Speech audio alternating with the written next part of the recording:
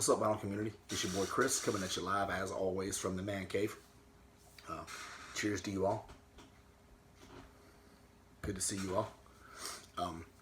For those of you who saw the first video I posted today, it was a long overdue part 4 continuation of my Tales from the Nightclub series. And so with that, after that was over, I decided that I wanted to start another series to kind of coincide with that one. For a lot of people who get into jazz, when they first get in, they, obviously there's, the big names. There's Davis, Coltrane, they kind of go from there. But the one record label I think that most people know right off the jump is Blue Note, or that they're introduced to right off the jump is Blue Note. And a lot of these other record labels are, you find out about them going along the way. So as my way of kind of sort of helping some of you guys, and one of the main goals I've always wanted to accomplish with my channel was to bring to light some artists, some records, some labels, some genres that maybe a lot of you don't know about. Maybe I think a lot of you should, and for those of you who do know about it, well, maybe you'll just enjoy watching it from a hairy, bearded, beer-drinking Southerner. So with that, the goal of this series, which the name of the series I'm going to call All That Jazz. The goal of this series is to talk about some other record labels for jazz besides Blue Note, and to show you guys some records that I have in my collection from these labels, and maybe talk about them just a little bit, give you a brief background, show the wax, tell you why it is I think that you are to get into them. So with that, All That Jazz, Part 1, Prestige Records. And Prestige Records was founded by Bob Weinstock in 1949 in New York City. Prestige office was located at 446 West 50th Street in New York City. And the catalog, of course, included Gene Ammons, John Coltrane, Miles Davis, Monk, Sonny Rollins, among many others. Rudy Van Gelder was in charge of recording many albums in the 50s and 60s, which, of course, if it's got RVG on it, you already know. And for me, that's the main reason that the original presses of these jazz records sound better than these remasters and these reissues, is because the originals had fucking Rudy Van Gelder on them, guys. It gets no better. So, anyway, and then of course I love the history behind my original jazz presses. Weinstock stopped supervising recording sessions directly, employing Chris Albertson, Ozzie Cadena, Esmond Edwards, Don Schlitten, Bob Porter, among others, to oversee the sessions in the 60s. In the mid-60s, the company's headquarters were located at 203 South Washington Avenue in Bergenfield, New Jersey. The company was sold to Fantasy Records in 1971, and original releases on the label formed a significant proportion of its original jazz classics line. You guys have used, you have heard me use those three words plenty of times, original jazz classics. Phenomenal reissues, and usually $15 to $30. Highly recommend them, and most of the early ones come direct from the original master tapes, so they're phenomenal to get your hands on great jazz if you don't want to break the bank. Can't beat it. And Fantasy was purchased by Concord Records in 2005, but don't worry, this story has a happy ending. In 2017, Concord Music Group revived the Prestige label, and the first album released under the label's reactivation was A Social Call from Jasmia Horn. Have not heard that album or of that artist, but just knowing that Prestige is back in the game is good enough for me to look into it, so I'll be doing that. So now that I've given you guys the quick facts, you should listen to Prestige, because aside from having arguably, basically, I need a mulligan, because I did my top 5 favorite center labels yesterday, and I threw the video together so quick, and I didn't think it through well enough. This had been in my top 5. Stax would have gotten bumped, Prestige would have been in. It's a beautiful yellow and black label. This one is the 203 South Washington Avenue, Bergenfield, New Jersey, that I just told you guys about, and this album is Gene Ammons' Boss Tenor, which is a phenomenal Prestige album. according to my Discogs catalog, I pulled it up because I catalog every release so I don't double buy and for insurance purposes. Insurance company needs to know what I have. So, Gene Ammons, Boss Tenor, and original pressings of this album are not that expensive, and it cooks so good. So good. This was Gene Ammons, tenor sax, Tommy Flanagan on the keys, Doug Watkins on the bass, Arthur Taylor on the drums, Ray Barretto on the conga. And it is, oh my God, good. But according to my Discogs log, I have 86 Prestige releases. And I was this close to grabbing all 86 of them. I decided not to do that to you guys. So I ran through my collection really quick and grabbed like 25 of my absolute favorites. Preaching by Gene Ammons. This is a recent thrift store find. It is an original mono pressing with the Bergenfield, New Jersey label. It is. And it's an original mono press from a thrift store for $8. So, pretty damn psyched about that. But then one more Gene Ammons for you guys. I never can decide what my favorite Jug album is between Jug and between Boss Tenor. It's one of the two, depends on my mood. This one here, again with the Bergenfield, New Jersey labels. All three of these albums are great, but Jug and Boss Tenor for me. If you want Gene Ammons, if you're not familiar with Gene Ammons and you want to listen to Gene Ammons, those two are the ones I highly recommend you come in the gate with. They're great, and I think they can be found both on OJC, Original Jazz Classics. So cheaper alternatives for you guys. Recent find, Frank Wess, Southern Comfort. I had never heard this album, but I had heard one other album by Frank Wess, and this bastard cooks, guys. It is so good. I threw it on the other day and immediately thoroughly enjoyed it. Frank Wess on tenor, Oliver Nelson on tenor, Albert Aarons on trumpet, George Barrow on baritone, Tommy Flanagan on the keys, George Duvivier, George Duvivier on the bass, O.C. Johnson on the drums, Ray Barretto on the conga drum. And that conga drum, I got to tell you, they put that conga drum to good use on this record, guys. So, for those of you, if you see this, remember your boy and grab yourself a copy. You'll be glad you did. Frank Wess, Southern Comfort. This one of the major ones in my Prestige collection. You never see it. But it's Frank Wess, John Coltrane, Paul Kennishett, Mal Waldron, Doug Watkins, Arthur Taylor. It's Prestige 7131. It's Wheelin' and Dealin'. And it is an original mono pressing with a 446 West 50th Street, New York City label. So that's the very first address. This is the very first mono pressing. It is outstanding. It is one of my absolute favorite parts of my collection. You're not likely to find it just anywhere. But again, if you can, pick it up. Absolutely pick it up. Next up, one of the many stars, and one of the reasons I would advocate a couple, I've already knocked one off, because Rudy Van Gelder was engineering on these way back in the early days and in the best days in the 50s and 60s. So that's obviously as good a reason as you're going to need. Next up, they had stars in this label, and the stars were able to recruit stars from other labels to come play on the albums with them. Prime example, Rollins plays for Bird. This is Sonny Rollins. This is an original mono press. Sonny Rollins Quintet, Kenny Dorham, and Max Roach. Familiar with those guys? Maybe? Bit? Much? Sonny Rollins on the tenor, Kenny Dorham on the tenor, Wade Legg on the piano, George Morrow on the bass, and Max Roach on the drums.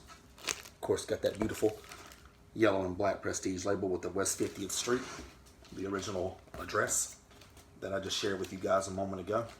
Got this about a year or two ago. A buddy of mine found it for me in a record store. I knew I would want it without even asking, so he just jumped on it. Sorry. Got to get at least one of those in per video for you guys. I feel like if I didn't, you might be disappointed. Didn't get one in last video, but That was a little bit more somber of a video. I want to have fun with this series. Sonny Rollins with the Modern Jazz Quartet.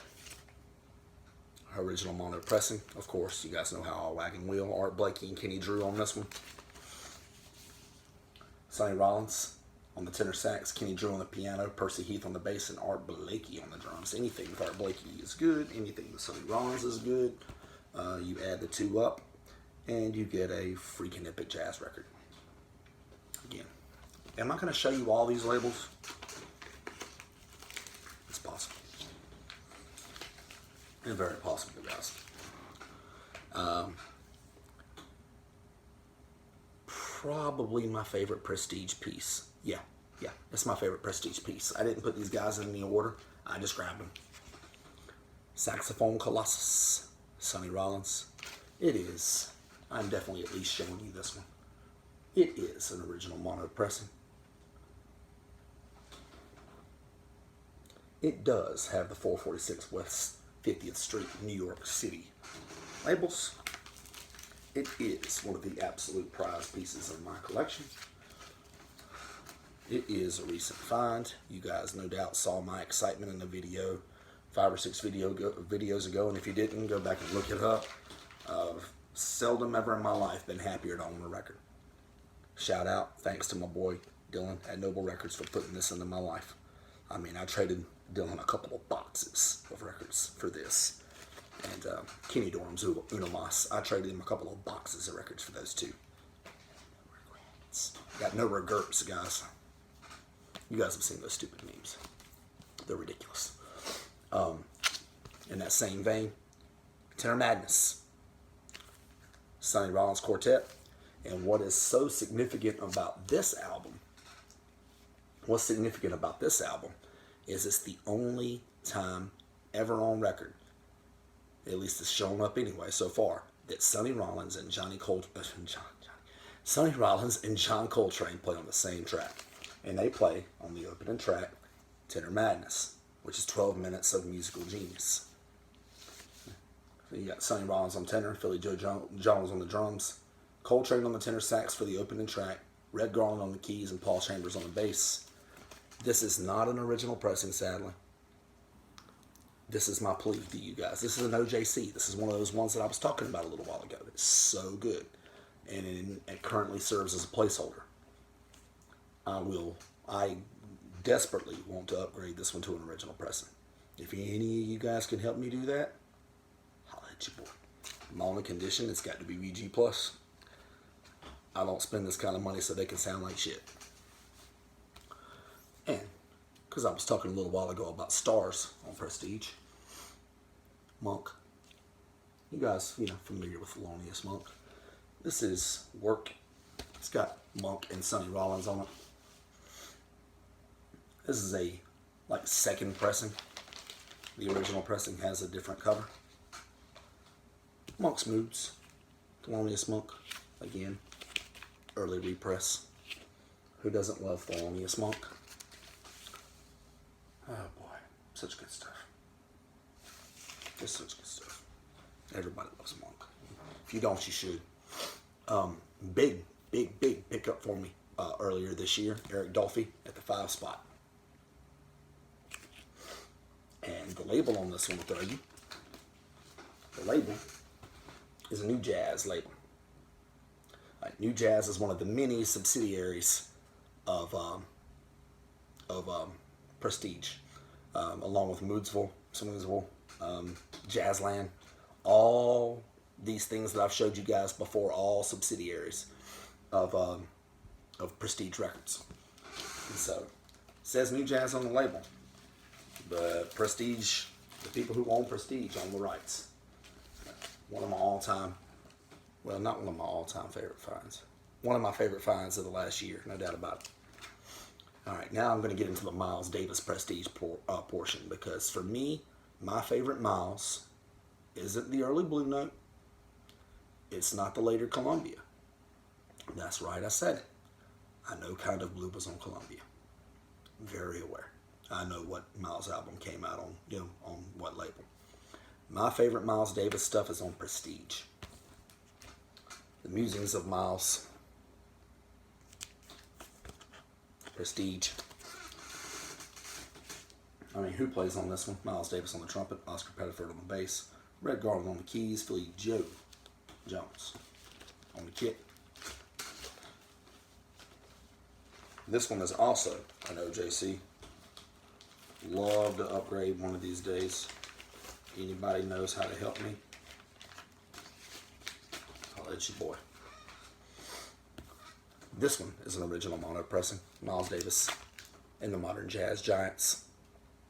Milt Jackson, Monk, Percy Heath, Kenny Clark, Coltrane, Red Garland, Paul Chambers, and Philly Joe Jones. Really, I mean, that's all I should have to tell anybody. And because this is my favorite series of albums ever, I'm going to show them back to back. Working with the Miles Davis Quintet. Of course, you guys know the lineup by now. It's arguably the most talented, jazz band ever assembled. Miles on the trumpet, John Coltrane, Red Garland, Paul Chambers, Philly Joe Jones. Next up, one of my two favorite Miles Davis albums, period. Steamin' with the Miles Davis Quintet. Same lineup. Why would you want to change that lineup up ever? But they had to eventually. And Cookin' with the Miles Davis Quintet. 3 of those you just saw are all original presses. They're all prized parts of my collection. Working, steaming, cooking. And they all are. All of the above, indeed. Next up, this is an OJC. I want to upgrade this one as well. The new Miles Davis Quintet. It's Miles. Awesome. This one, Miles Davis All-Stars. J.J. Johnson, Lucky Thompson, Horace Silver, Percy Heath, Kenny Clark. And one of the absolute prime examples of my record collection of a cover being beat to holy hell and the album sounding immaculate. If you look at it, tape was holding it together. I removed that tape and put some Seems Easy on there. It's got discoloration. It's got everything. And the wax. Wax is immaculate. Original mono pressing. You can't beat it. Got it from my boy Dylan. Next up, one of my favorite prestige pieces, Bags Groove, Miles Davis. I had an OJC before this one, sold it to a good friend, a record lady, on Instagram. For those of you guys who might be familiar, shout out to you, Lauren, if you watch. Well, it's got Sonny, Rollins, Milt Jackson, Thelonious Monk, Horace Silver, Percy Heath, and Kenny Clark. It's phenomenal, and again, one of my favorite prestige pieces. Next up is the one of only a couple of 10 inches that I've got on Prestige. I got it from my boy Dylan at Noble Records. I'm going to be honest, the condition is not great. But, he didn't charge me a lot for it because of that, but it's so damn rare that it's cool. Miles Davis, Sonny Rollins, Horace Silver, Percy Heath, and Kenny Clark. This is, of course, original mono 10-inch. Look at that Prestige label. Used to seeing that one. So, I knew it was beat to shit when I got it. 446 West 50th Street address. I mean, it's original mono. I knew it was beat pretty well when I got it, but I could not resist it. And again, my boy gave me a fair price for it. So, it doesn't skip.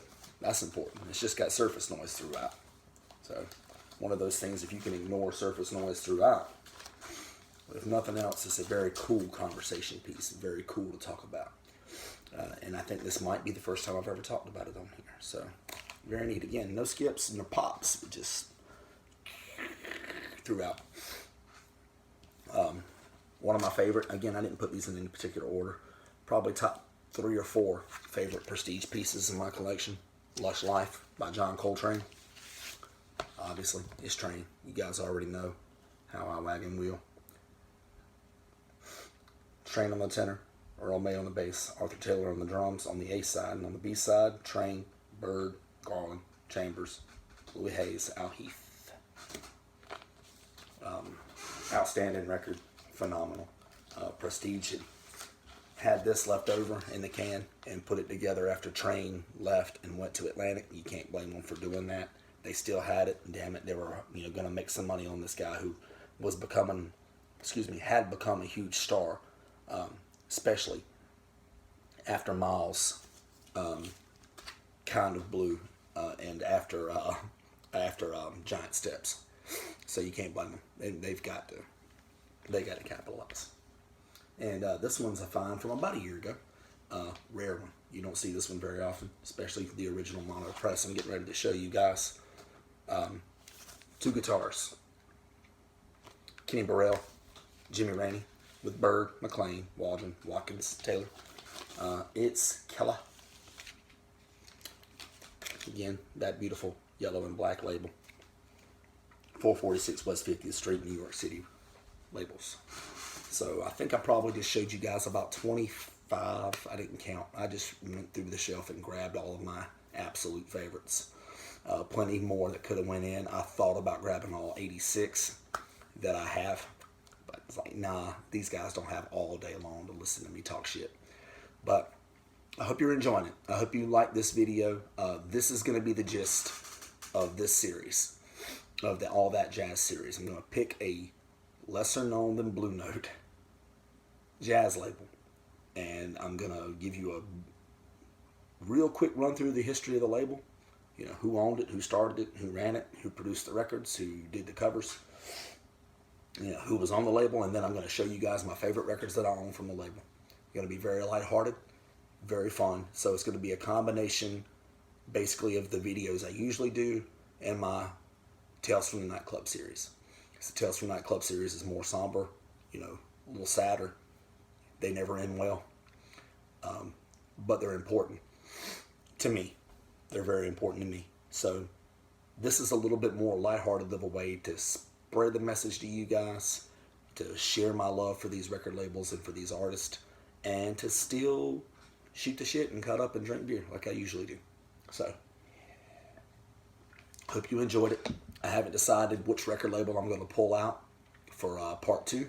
Part 2 is going to be coming at you soon, no doubt, because, again, I can run these off quick. Could be Riverside, could be Contemporary. I don't know. Basically, anything besides Blue Note is fair game, because I want to spread the word. Anyway, until next time, until next video, and the next video could very well be part 2 of this series, or it could be part 5 of the Tales from the Nightclub series, who knows. But until next time, until next video, keep dropping that needle, you guys.